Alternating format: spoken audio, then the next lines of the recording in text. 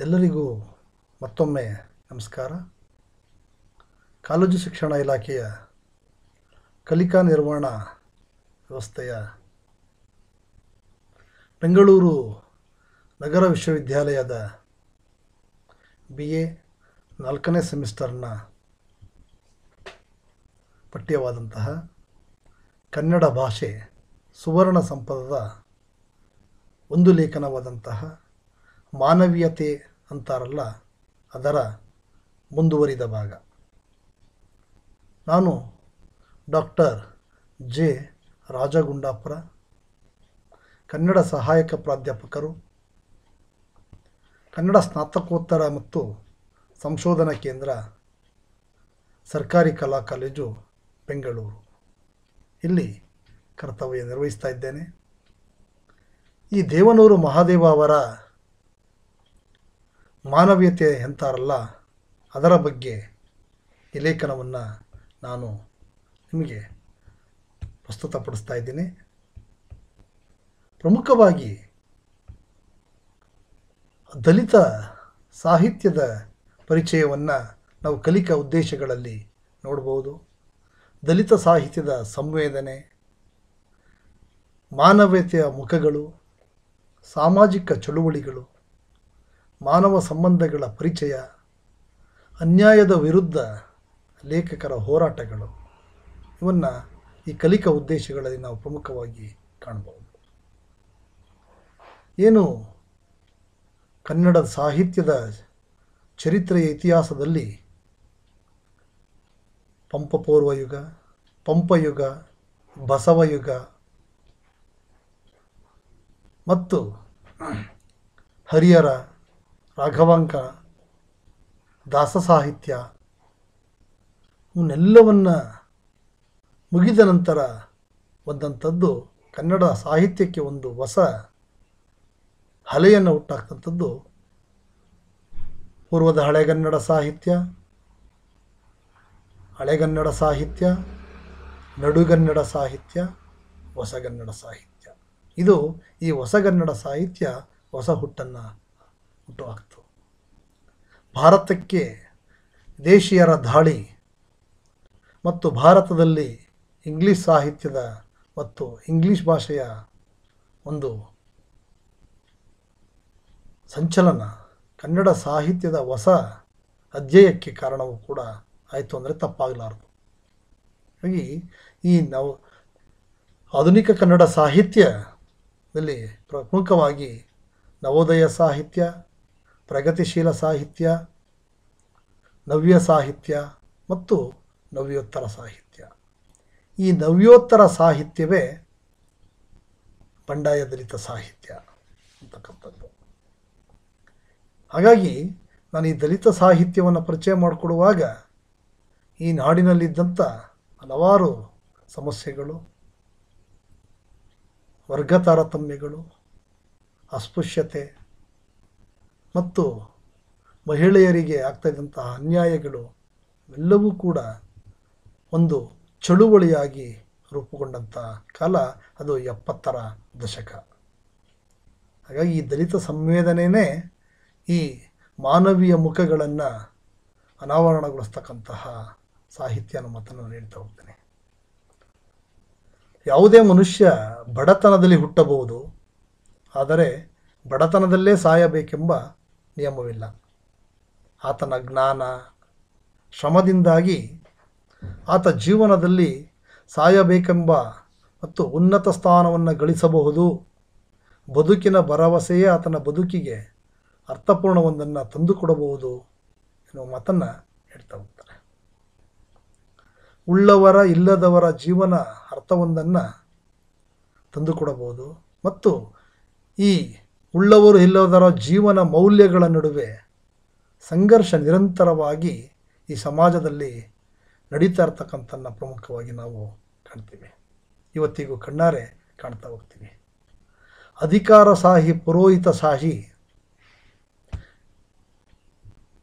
ಅಧಿಕಾರಶಾಹಿ ಮತ್ತು ಈ ಪುರೋಹಿತಶಾಹಿ ಪ್ರಮುಖವಾಗಿ ನಮಗೆ ಕಾಣಿಸ್ತಕ್ಕಂಥದ್ದು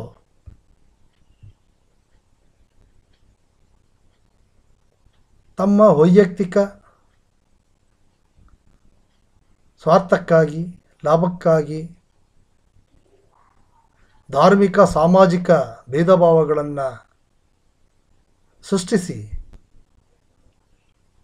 ಮಾನವೀಯ ಸಂಬಂಧಗಳನ್ನು ಮಾಡ್ತಾ ಹೋಗುತ್ತೆ. ಮಾನವೀಯ ಸಂಬಂಧಗಳನ್ನು ಮಾಡ್ತಾ ಇಂತಹ ಅನ್ಯಾಯ, ಮೇಲು ಕೀಳುಗಳೆಂಬ ವಂಚನೆಯ ವಿರುದ್ಧ ಪ್ರತಿಭಟಿಸುವ ರೀತಿಯನ್ನು ಬಡತನದ ಬದುಕಿಗೆ ಹೊಸ ಬೆಳಕು ಮೂಡಿಸುವ ಹೊಸ ಭರವಸೆಯೊಂದಿಗೆ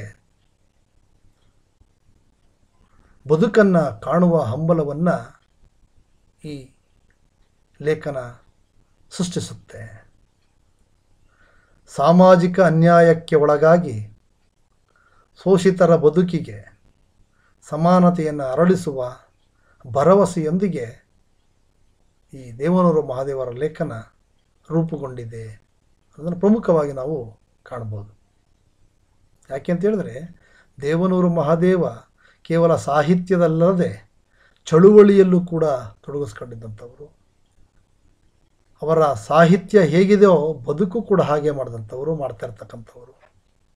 ಹಾಗಾಗಿ ಈ ಲೇಖನದಲ್ಲಿ ಮಾನವೀಯತೆ ಅಂತಾರಲ್ಲ ಎನ್ನುವ ಲೇಖನದಲ್ಲಿ ನಿರೂಪಕರಾದಂಥ ಲೇಖಕರು ತಮ್ಮ ವೈಯಕ್ತಿಕ ಬದುಕಿನ ಸ್ಥಿತಿಗಳನ್ನು ಉಳಿದ ಶೂದ್ರರ ಬದುಕಿನೊಂದಿಗೆ ಸಮೀಕರಿಸಿ ಈ ಅನಿಷ್ಟ ಅನ್ನೋದೊಬ್ಬನದಾಗದೆ ಇಡೀ ಶೂದ್ರ ವರ್ಗದು ಎಂಬುದನ್ನು ಅರ್ಥೈಸಲಾಗುತ್ತೆ. ನಿರೂಪಕರು ಹೇಳುವಂತೆ ತಾನು ಓದಿ ಈ ಕತೆ ಕವನ ಬರೆಯದಿದ್ದರೆ ಯಾರೋ ಉಳ್ಳವರ ಮನೆಯಲ್ಲಿ ಜೀತ ಮಾಡುತ್ತಾ ಇರಬೇಕಾದಂಥ ಹೀನ ಸ್ಥಿತಿ ತನ್ನದಾಗಿತ್ತು ಎಂಬುದಾಗಿ ತಿಳಿಸ್ತಾರೆ. ಅಂದರೆ ನಾನು ಶಿಕ್ಷಣವನ್ನು ಪಡ್ಕೊಳ್ಳದೆ ಹೋಗಿದ್ದರೆ ನಾನು ಯಾರದೋ ಮನೆಯಲ್ಲಿ ಜೀತವನ್ನು ಮಾಡ್ತಾ ಬದುಕನ್ನು ದೂಡಬೇಕಾಗಿತ್ತು ಅನ್ನುವ ಮಾತನ್ನು ಅವರು ಹೇಳ್ತಾ ಹೋಗ್ತಾರೆ.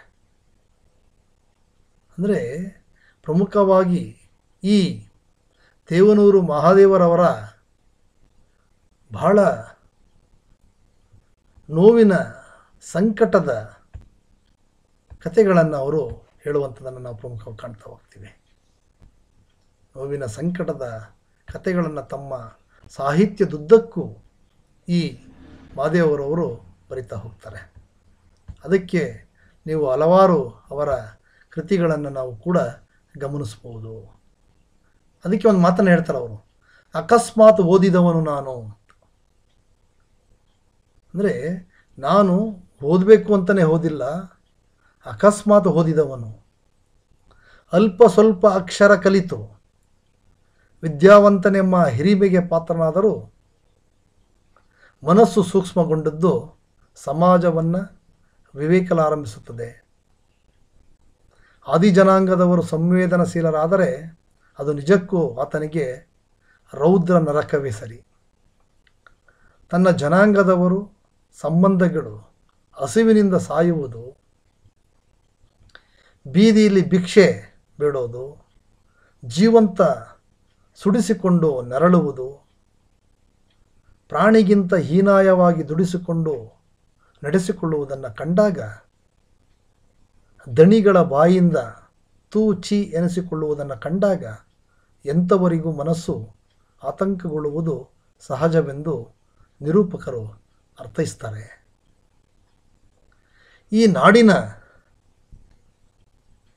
ನಾಡಿನಲ್ಲಿ ಸಮಾನತೆ ಎಂಬುದು ಕನಸಿನ ಮಾತೆ ಸರಿ. ಒಮ್ಮೆ ಸಮಾನತೆ ಇದೆ ಎಂದು ಭಾವಿಸಿದರೆ ಅದು ಸಾವಿನಲ್ಲಿ ಮಾತ್ರ. ಈ ದೇಶದಲ್ಲಿ ಎಲ್ಲ ರೀತಿಯ ಸಂಕಟ ಇದೆ ಎಂದರೆ ಅದು ಏನೂ ಇಲ್ಲದ ಶೂದ್ರರಿಗೆ. ವ್ಯಕ್ತಿ ಸ್ವಾತಂತ್ರ್ಯ ಮತ್ತು ಉಳಿದ ಸ್ವಾತಂತ್ರ್ಯಗಳೆಂಬುದು ಈ ಜನಾಂಗಕ್ಕೆ ಯಮದೂತರಂತೆ ಕಾಣಿಸುತ್ತೆ ಅನ್ನೋ ಮಾತನ್ನು ಹೇಳ್ತಾ ಹೋಗ್ತಾರೆ. ಅಂದರೆ ಜಾತಿ ಅಸಮಾನತೆಯ ಮತ್ತು ವ್ಯಕ್ತಿ ಸ್ವಾತಂತ್ರ್ಯವನ್ನು ಲೇಖಕರು ಇಲ್ಲಿ ಭಾಳ ಅತ್ಯಂತ ಸೊಗಸಾಗಿ ಹೇಳ್ತಾ ಹೋಗ್ತಾರೆ. ಈ ಜನಾಂಗಕ್ಕೆ ಯಮದೂತರಂತೆ ಕಾಣಿಸುತ್ತದೆ ಅನ್ನೋ ಮಾತನ್ನು ಹೇಳ್ತಾರೆ. ಅವರೆಲ್ಲದರ ಜೀವಂತ ಶವಗಳಂತೆ ಬದುಕಿದ್ದು ಉಳಿದ ಬಲಿತ ಜನಾಂಗಕ್ಕೂ ಇವರಿಗೂ ನಡುವಿನ ಅಂತರ ಆಕಾಶ ಭೂಮಿಯಷ್ಟಿದೆ ಅನ್ನೋ ಮಾತನ್ನು ಹೇಳ್ತಾ ಹೋಗ್ತಾರೆ. ಈ ದೇಶದಲ್ಲಿ ಪರಂಪರಾಗತವಾಗಿ ಶೋಷಣೆ ಮಾಡುತ್ತಾ ಬಂದಂಥ ಜನಾಂಗವೆಂದರೆ ಸನಾತನರು. ಇವರು ತಮ್ಮ ಅಧೀನ ಜಾತಿ ಜನಾಂಗವನ್ನು ದೈಹಿಕ ಹಾಗೂ ಸಾಮಾಜಿಕವಾಗಿ ನಿರಂತರವಾಗಿ ಶೋಷಿಸುತ್ತಾ ಸುಲಿಗೆದಾರರೆನಿಸಿಕೊಂಡಿದ್ದಾರೆ. ಈ ಬಂಡವಾಳಶಾಹಿ ವ್ಯವಸ್ಥೆ ಏನಿದೆ, ಈ ಬಂಡವಾಳಶಾಹಿಗಳಿಗಿಂತಲೂ ಕ್ರೂರವಾಗಿ ಕಠೋರವಾಗಿ ವರ್ತಿಸಲಾರಂಭಿಸಿದರು ಅನ್ನೋ ಮಾತನ್ನು ಹೇಳ್ತಾರೆ. ಕೊನೆಯವರೆವಿಗೂ ಬೌದ್ಧಿಕವಾಗಿ ದಾಸ್ಯದಲ್ಲಿಯೇ ಇರಬೇಕೆಂದು ಈ ಸನಾತನವಾದಿಗಳ ವಾದವಾಗಿತ್ತು ಅಂತಕ್ಕಂಥದ್ದು. ಆರ್ಥಿಕ ಅಸಮಾನತೆಗೆ ಒಂದಲ್ಲ ಒಂದು ದಿನ ವ್ಯಕ್ತಿಯೊಬ್ಬನ ಬದುಕನ್ನು ಬದಲಾಯಿಸಬಲ್ಲದು. ಬಡವ ಬಲ್ಲಿದನಾಗಬಹುದು, ದರಿದ್ರ ದಣಿಯಾಗಬಲ್ಲನೋ, ಆದರೆ ಜಾತಿಯ ಮೀಲು ಕೇಳಿನ ವ್ಯವಸ್ಥೆ ಮಾತ್ರ ನಿರಂತರ ಪ್ರಕ್ರಿಯೆಯಾಗಿ ಉಳಿದುಬಿಟ್ಟಿದೆ. ಈ ಜಾತಿ ವ್ಯವಸ್ಥೆ ಭಾರತದಲ್ಲಿ, ಅದರಲ್ಲೂ ಕೂಡ ವರ್ಣ ವ್ಯವಸ್ಥೆ ಏನಿದೆ, ಬ್ರಾಹ್ಮಣ, ಕ್ಷತ್ರಿಯ, ವೈಶ್ಯ, ಶೂದ್ರರಲ್ಲೇ ಅತಿ ಶೂದ್ರರಾದಂಥ ಪಂಚಮರು, ಅಸ್ಪೃಶ್ಯರು, ಅನ್ಟಚಬಲ್ಸ್ ಅಂತ ನಾವೇನು ಕರಿತೀವಿ. ಭಾರತಕ್ಕೆ ಸ್ವಾತಂತ್ರ್ಯ ಬಂದು ಇಷ್ಟು ವರ್ಷಗಳಾದರೂ ಕೂಡ ಇನ್ನೂ ಈ ದೇಶದಲ್ಲಿ ಈ ಅಸಮಾನತೆ ಅಂತಕ್ಕಂಥದ್ದು ಹೋಗಲೇ ಇಲ್ಲ. ಜಾತಿಯ ಅಸಮಾನತೆ, ವರ್ಗ ತಾರತಮ್ಯ, ನಮ್ಮ ದೇಶದಲ್ಲಿ ವರ್ಣ ತಾರತಮ್ಯ ಇಲ್ಲ, ಆಫ್ರಿಕಾದಲ್ಲಿತ್ತು. ಅದು ವರ್ಣ ತಾರತಮ್ಯ ಇತ್ತೀಚೆಗೆ ಅದು ಕಡಿಮೆ ಆಗಿ ಹೋಗ್ತಾ ಇದೆ. ಆದರೆ ಜಾತಿ ವ್ಯವಸ್ಥೆ ಭಾರತದಲ್ಲಿ ಆಳವಾಗಿ ಬೇರೂರಿದೆ. ಅದನ್ನು ಕೀಳುವಂತಹ ಕೆಲಸಗಳು ಆಗ್ತಾ ಇಲ್ಲ. ಹಾಗಾಗಿ ಇಲ್ಲಿ ಜಾತಿಯ ಮೇಲು ಕೀಳಿನ ವ್ಯವಸ್ಥೆ ಮಾತ್ರ ನಿರಂತರ ಪ್ರಕ್ರಿಯೆಯಾಗಿ ಉಳಿದುಬಿಟ್ಟಿದೆ. ಮಗು ಹುಟ್ಟುತ್ತಲೇ ಅದರ ಮನಸ್ಸಿನಲ್ಲಿ ಜಾತಿಯ ವಿಷಬೀಜವನ್ನು ಬಿಟ್ಟು ಅದು ಬಲಿಯುವಂತೆ ನೋಡಿಕೊಳ್ಳುವ ಈ ವೈದಿಕರು ಅದು ಮರವಾಗಿ ಬಲಿಷ್ಠವಾಗುವಂತೆ ಪೋಷಿಸ್ತಾ ಇದ್ದಾರೆ. ಕೆಟ್ಟದ್ದನ್ನು ಕಾಪಾಡುವುದರಲ್ಲಿ ಸನಾತನವಾದಿಗಳು ನಿಸೀಮರು. ಆ ಕಾರಣಕ್ಕಾಗಿಯೇ ಇದನ್ನು ಅವರು ನೀರನ್ನು ಹುಯ್ದು ಬೆಳೆಸುವ ಪ್ರಯತ್ನವನ್ನು ಮಾಡ್ತಾ ಇದ್ದಾರೆ. ಮಾನವೀಯತೆಯನ್ನು ಹೊಡೆದು ಸಾಯಿಸಿ ಅದರ ಮೇಲೆ ವರ್ಣೀಯ ವ್ಯವಸ್ಥೆಯ ಸೌಧ ನಿರ್ಮಿಸಿ ಶೂದ್ರರನ್ನು ಅಣಕಿಸುತ್ತಾ ಭವ್ಯ ಬದುಕನ್ನು ನಡೆಸ್ತಾ ಇದ್ದಾರೆ. ಈ ಸಮಾಜದಲ್ಲಿ ಶೋಷಿತ ಜನಾಂಗದವರ ಪ್ರಮಾಣವೇ ಅಧಿಕ. ಬಡತನದೊಡನೆ ಅವಮಾನಿತ ದಲಿತರು ಹೆಣ್ಣು ಎಂಬ ಕಾರಣದಿಂದಲೇ ಸಂಕಟಕ್ಕೊಳಗಾಗುತ್ತಿರುವುದು. ಕೆಲವು ಅಲ್ಪಸಂಖ್ಯಾತರು ಇವರ ಪ್ರಮಾಣವೇ ಸುಮಾರು 80ರಷ್ಟು ಅನ್ನೋ ಮಾತನ್ನು ಹೇಳ್ತಾ ಹೋಗ್ತಾರೆ. ಅಂದರೆ ಈ ದೇಶದಲ್ಲಿ ಜಾತಿಯ ಅಸಮಾನತೆ, ವ್ಯಕ್ತಿ ಸ್ವಾತಂತ್ರ್ಯ, ಸನಾತನ ಸುಲಿಗೆಯ ಮನಸ್ಸುಗಳು, ಬಂಡವಾಳ ವ್ಯವಸ್ಥೆ, ಬಂಡವಾಳಶಾಹಿ ವ್ಯವಸ್ಥೆ, ಕಲಿತವರಿಂದ ಆಗ್ತಿರ್ತಕ್ಕಂಥ ಸುಲಿಗೆ, ಇವೆಲ್ಲವೂ ಕೂಡ ಈ ದೇಶದ ಅಸಮಾನತೆಯನ್ನು, ದಾರಿದ್ರ್ಯವನ್ನು ರೂಪಿಸುತ್ತೆ. ಪ್ರಜಾಪ್ರಭುತ್ವ ನಿಜವಾದಲ್ಲಿ ಈ ಬಹುಸಂಖ್ಯಾತ ನೊಂದವರೇ ಈ ದೇಶದ ಮಾಲೀಕರಾಗಬೇಕಿತ್ತು. ಏನು ಈ ದೇಶಕ್ಕೆ ಸ್ವಾತಂತ್ರ್ಯ ಬಂದು ಡೆಮಾಕ್ರಸಿ ಅಂತ ಏನು ಕರಿತೀವಿ, ಪ್ರಜೆಗಳಿಂದ ಪ್ರಜೆಗಳಿಗಾಗಿ ಪ್ರಜೆಗಳಿಗೋಸ್ಕರ ಅಂತೇನು ಕರಿತೀವಿ, ಡಾಕ್ಟರ್ BR ಅಂಬೇಡ್ಕರ್ ಅವರೇನು ಸಂವಿಧಾನವನ್ನು ಇಡೀ ಜಗತ್ತಿನಲ್ಲಿ ಅತ್ಯಂತ ದೊಡ್ಡ ಪ್ರಜಾಪ್ರಭುತ್ವವನ್ನು ಈ ದೇಶಕ್ಕೆ ಕಟ್ಟಿಕೊಟ್ಟರು ಸಂವಿಧಾನದ ಮೂಲಕ. ಆ ಸಂವಿಧಾನದ ಆಶಯಗಳನ್ನು ಈಡೇರಿಸಲು ಸ್ವಾತಂತ್ರ್ಯ ಬಂದು ಇಷ್ಟು ವರ್ಷ ಆದರೂ ಕೂಡ ಸಾಧ್ಯ ಆಗಲಿಲ್ಲ ಅಂತಕ್ಕಂಥ ಮಾತು. ಹಾಗಾಗಿ ಪ್ರಜಾಪ್ರಭುತ್ವದ ನಿಜವಾದ ಪ್ರಜಾಪ್ರಭುತ್ವ ನಿಜವಾದಲ್ಲಿ ಈ ಬಹುಸಂಖ್ಯಾತ ಅಂದವರೇ ಈ ದೇಶದ ಮಾಲೀಕರಾಗಬೇಕಿತ್ತು. ಆದರೆ ಕಾನೂನು ಅಥವಾ ಸಮಸ್ಯೆಯನ್ನು ನಿರ್ಧರಿಸುವಲ್ಲಿ ಇವರ ನಿರ್ಧಾರವೇ ಮೇಲುಗೈ ಆಗಬೇಕಾಗಿತ್ತು. ಇವರ ಹಿಡಿತಕ್ಕೆ ತಕ್ಕಂತೆ ಬದಲಾವಣೆ ಜರುಗಬೇಕಾಗಿತ್ತು. ಆದರೆ ನಿಜವಾದ ಪ್ರಜಾಪ್ರಭುತ್ವ ಸನಾತನವಾದಿಗಳ ಕಪಿಮುಷ್ಟಿಗೆ ಸಿಲುಕಿ ಒದ್ದಾಡ್ತಿರುವಂಥ ಸ್ಥಿತಿಯನ್ನು ನಾವು ಪ್ರಮುಖವಾಗಿ ಕಾಣಬಹುದು. ಅಂದರೆ ಈ ಶತಮಾನದ ಪ್ರಜಾಪ್ರಭುತ್ವದ ಸನಾತನವಾದಿಗಳ ಕಪಿಮುಷ್ಟಿಗೆ ಸಿಲುಕೊಂಡಿರ್ತಕ್ಕಂಥ ಈ ದೇಶದ, ಈ ನಾಡಿನ ಜನ ಇಂದೂ ಕೂಡ ಒದ್ದಾಡ್ತಾ ಇದ್ದಾರೆ. ಅವರು ಅದರಿಂದ ಸಹಿಸಿಕೊಂಡು ಮೇಲೆ ಬರಲಿಕ್ಕೆ ಸಾಧ್ಯವಾಗದೇ ಇರತಕ್ಕಂಥದ್ದನ್ನು ನಾನು ಪ್ರಮುಖವಾಗಿ ಕಾಣ್ತಾ ಹೋಗ್ತೀನಿ. ಹಾಗಂತ ಸೃಜನಶೀಲ ಮನಸ್ಸುಗಳ ಇದೆಲ್ಲವನ್ನು ಗಮನಿಸದೇ ಇರಲು ಕೂಡ ಸಾಧ್ಯ ಇಲ್ಲ. ಈ ಸೃಜನಶೀಲ ಮನಸ್ಸುಗಳೇನಿದೆ, ಆ ಸೃಜನಶೀಲ ಮನಸ್ಸುಗಳು ಇದೆಲ್ಲವನ್ನು ಕೂಡ ಗಮನಿಸ್ತಾರೆ ಅನ್ನುವಂಥ ಮಾತು. ಈ ಜಾತಿ ಮೂಲವಾದಂಥ ಅಸಮಾನತೆಯ ಕೊಳಕಿನಿಂದ ಹೊರಬಂದು ಯೋಚಿಸಬೇಕಾಗಿ ನಾವು ಯೋಚಿಸುವುದಾದರೆ, ವಚನ ಸಾಹಿತ್ಯದ ಪೂರ್ವದಲ್ಲಿ ಈ ಸಾಹಿತ್ಯದ ಹೊರತಾಗಿ ಉಳಿದ ಸಾಹಿತ್ಯ ಸಮುದಾಯದ ಕಡೆಯಾಗಲಿಲ್ಲ. 12ನೇ ಶತಮಾನದಲ್ಲಿ ಹೇಳಿದಂತಹ ಸರ್ವಜ್ಞ ಇರ್ಬೋದು, ಸರ್ವಜ್ಞ ಒಂದು ವಚನವನ್ನು ಹೇಳ್ತಾನೆ, ನಡೆಯುವುದೊಂದೇ ಭೂಮಿ, ಕುಡಿಯುವುದೊಂದೇ ನೀರು, ಸುಡುವಗ್ನಿಯೊಂದೇ ಎನ್ನುತ್ತಿರಲು ಕುಲಗೋತ್ರಗಳ ನಡುವೆ ಎತ್ತಣದು ಸರ್ವಜ್ಞ ಅಂತ ಹೇಳ್ತಾನೆ.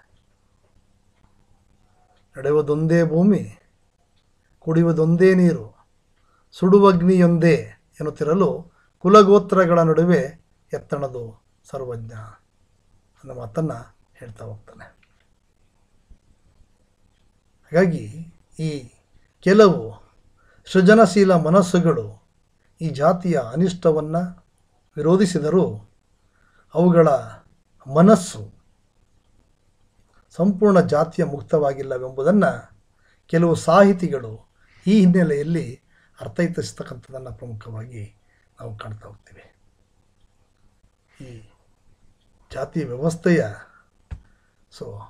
ಬಲೆಯಲ್ಲಿ ಸಿಲುಕಿರತಕ್ಕಂತಹ ಈ ಜನಾಂಗ, ಹಾಗಾಗಿ ಈ ಕೆಲವು ಸಾಹಿತಿಗಳ ಹಿನ್ನೆಲೆಯಲ್ಲಿ ಅರ್ಥೈಸುತ್ತಾ ಸಮಬಾಳು ಸಮಪಾಲು ಎಂಬ ಪ್ರಣಾಳಿಕೆಯೊಂದಿಗೆ ಬದುಕನ್ನು ನಡೆಸಿ ಉಳ್ಳವರು ಅಥವಾ ಉಳಿದವರು ನಡೆಸುವಂತೆ ಹೇಳಿದ ಕುವೆಂಪುಗಳಿರ್ಬೋದು, ಮಲೆಗಳಲ್ಲೂ ಮದುಮಗಳಲ್ಲಿ ವಲತಿಯ ತಿಮ್ಮಿಯಲ್ಲೂ ದಾರ್ಶನಿಕತೆ ಕಾಣುವ ಅವರು ಕಾವೇರಿಯಿಂದ ತನ್ನ ಕೈ ಬೊಗಸೆಗೆ ನೀರು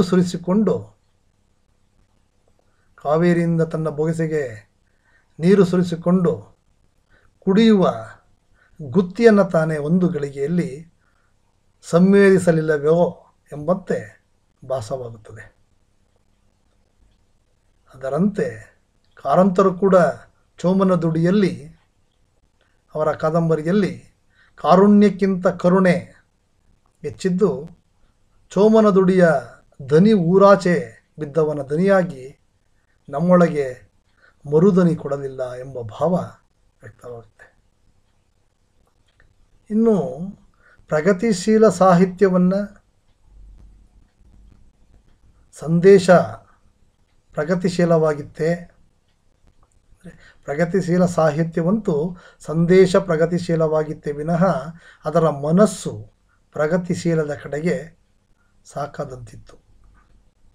ಇನ್ನು ನವ್ಯದ ನಡೆಯನ್ನು ನೋಡಿದರೆ ಅದು ವ್ಯಕ್ತಿಯನ್ನು ಜಗತ್ತೆಂದು ಭಾವಿಸಿತೆ ವಿನಃ ಜಗತ್ತು ಅವರಿಗೆ ಕಾಣಲೇ ಇಲ್ಲ. ಬದುಕಿಗೆ ಹತ್ತಿರವಾದಂತಹ ಬಂಧನದಲ್ಲಿಯೇ ಬಂಧಿಸಿ ಅದು ಕೂಡ ಬದುಕನ್ನು ನೋಡುವುದರಲ್ಲಿ ಸೋತಿತ್ತೆಂದೇ ಭಾವಿಸಬೇಕಾಗುತ್ತದೆ ಅನ್ನೋ ಮಾತನ್ನು ಹೇಳ್ತಾ ಹೋಗ್ತಾರೆ.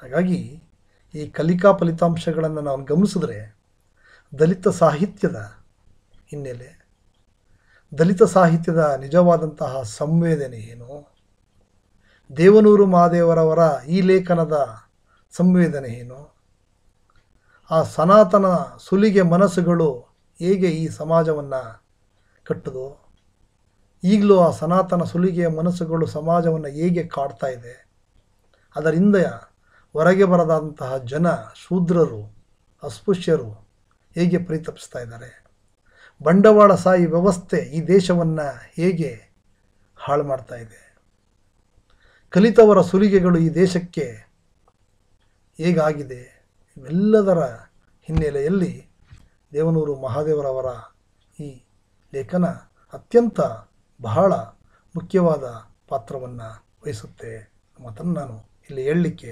ಬಯಸ್ತೇನೆ.